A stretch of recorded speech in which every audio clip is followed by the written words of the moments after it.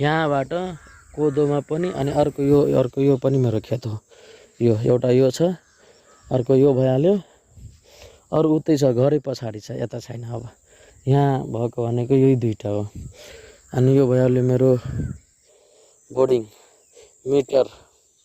यहीँबाट कोदोमा पनि पानी हाल्ने। यो खेतमा जुन बाली लगाए पनि जे गरे पनि पानी चाहिने भनेको यहाँबाट हो।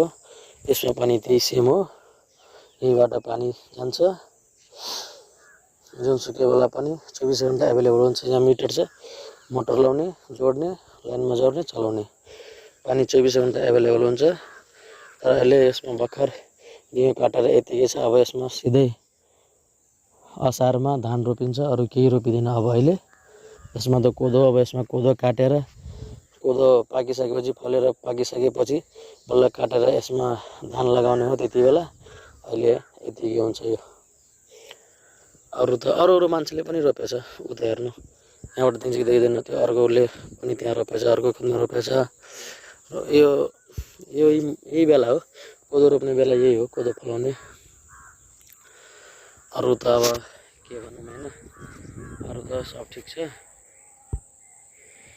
आज अर्को कुरो, 2-3 दिनदेखि त पानी परिरहेको थियो, अहिले चाहिँ पानी परेको त छैन। मौसम अलिअलि सफा नै छ।